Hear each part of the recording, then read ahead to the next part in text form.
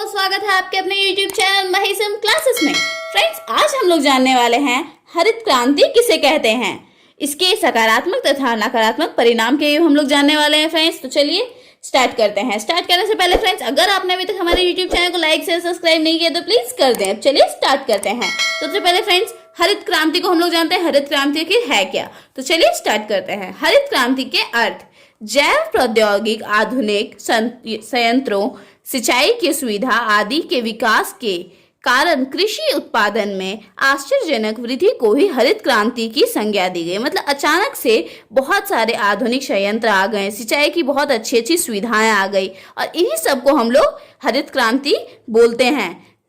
1966 से 1967 ईस्वी में सरकार ने खाद्य सुरक्षा को सुनिश्चित करने के लिए कृषि की एक नई रणनीति अपनाई। मतलब सरकार ने कृषि की सुरक्षित करने के लिए एक नई रणनीति अपनाई।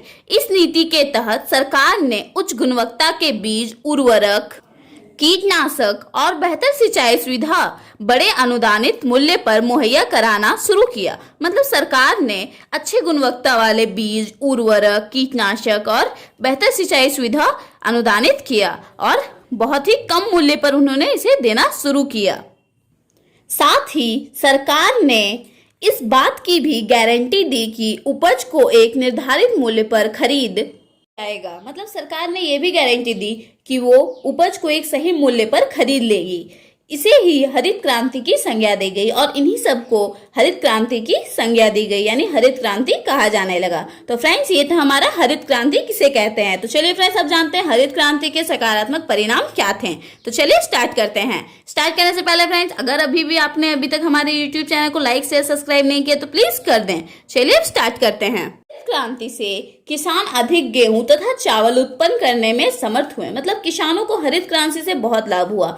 इन्हें गेहूं और चावल उत्पन्न करने में समर्थन मिला, सरकार का समर्थन मिला, इसलिए ये समर्थ हो गए इसे उत्पन्न करने में। किसानों के पास अब बाजार में बेचने के लिए काफी अनाज उपलब्ध हो गया। मतलब पहले किसानों के पास उतना अनाज ही नहीं होता था तो वो बेचेंगे क्या, लेकिन अब उनके पास काफी अनाज हो गया जिसे वो बेच सकते हैं। साथ ही किसानों के जीवन स्तर में सुधार हुआ। मतलब किसानों को जब अच्छे इनकम आने लगे, जब वो अच्छे से सामान अपने बेच रहे हैं तो उन्हें अच्छे इनकम आने लगे। अच्छे इनकम आने के चलते उनका जीवन का जो स्तर था वो भी सुधर गया, पहले से बहुत सुधार हुआ।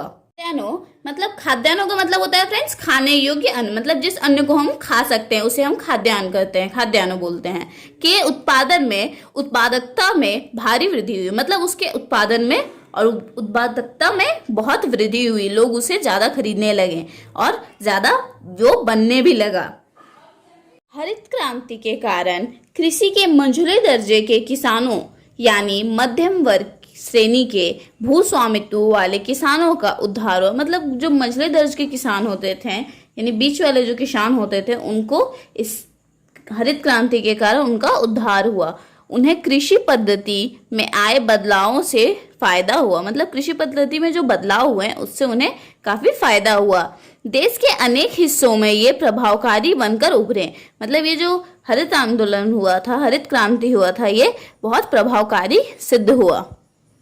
खाद्यान्नों का आयात समाप्त। मतलब जो खाने योग्य अन्न लाया जाता था बाहर से, उसका आयात समाप्त हो गया। मतलब बाहर से अब लाया जाना बंद हो गया। सर्वाधिक लाभ गेहूं की फसल को हुआ। मतलब सबसे ज्यादा लाभ गेहूं की फसल को हुआ। गेहूं उत्पादन में 6 गुना वृद्धि हुई। मतलब जितने भी उत्पादन होती थी पहले, उससे अब 6 गुना ज्यादा उत्पादन होने लगा। खाद्य सुरक्षा की अवधारणा को बल। मतलब खाद्य की सुरक्षा को लेकर लोगों में अब उसकी अवधारणा को बल मिला। बल मिलने के साथ साथ राष्ट्र आय में भी वृद्धि हुई। हरित क्रांति का सर्वाधिक प्रभाव पंजाब एवं हरियाणा के राज्यों में। मतलब हरित क्रांति का सबसे ज्यादा प्रभाव पड़ा था पंजाब में और हरियाणा में। इन राज्यों में कृषि विकास एक प्रतिष्ठित फसल गेहूं है। मतलब कृषि विकास का सबसे प्रतिष्ठित फसल था इसमें गेहूं, पंजाब और हरियाणा में। आंध्र प्रदेश, तमिलनाडु में चावल की खेती में अभूतपूर्व वृद्धि हुई। मतलब आंध्र प्रदेश और तमिलनाडु में चावल की बहुत अच्छी खेती होने लगी, जो अभूतपूर्व खेती हुई। तो फ्रेंड्स, ये थे हमारे हरित क्रांति के कुछ सकारात्मक परिणाम। तो अब चलिए फ्रेंड्स, हम लोग जानते हैं हरित क्रांति के कुछ नकारात्मक परिणाम। तो सबसे पहला पॉइंट है फ्रेंड्स, हरित क्रांति से धनी किसानों और बड़े भूस्वामियों को सबसे ज्यादा नुकसान हुआ। इस क्रांति का सबसे बुरा परिणाम तो यह हुआ कि गरीब किसानों और भूस्वामियों के बीच का अंतर मुखर हो गया। मतलब दोनों के बीच का जो अंतर था वो मुखर हो गया। इससे समाज के विभिन्न वर्गों और देश के अलग अलग इलाकों के बीच ध्रुवीकरण तेज हुआ। मतलब हरित क्रांति के कारण देश के अलग अलग इलाकों में अलग अलग जगह पे ध्रुवीकरण तेज हो गया। पंजाब, हरियाणा और पश्चिमी उत्तर प्रदेश जैसे इलाके कृषि के लिहाज से समृद्ध हो गए। मतलब ये सब जगह कृषि के लिहाज से अब समृद्ध हो गए थे, जबकि बाकी इलाके खेती के मामले में पिछड़े रहे। मतलब ये सब कुछ इलाके थे जो खेती के मामले में समृद्ध हो गए, लेकिन बाकी के इलाके सब पिछड़े ही रह गए। इसका प्रभाव सिर्फ गेहूं जैसी फसलों पर ही हुआ। मतलब हरित क्रांति का फायदा सिर्फ गेहूं जैसे फसलों को ही हुआ, अन्य फसलें उपेक्षित ही रह गई। मतलब अन्य फसलें सिर्फ उपेक्षित ही रह गईं।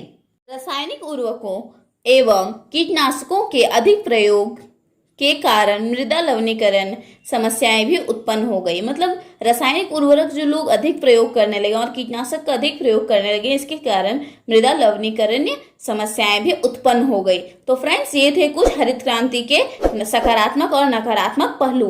तो फ्रेंड्स, आज के इस वीडियो में बस इतना ही। फ्रेंड्स, हमारे साथ जुड़े रहें, लाइक करें, शेयर करें और कमेंट करें। Thank you for watching.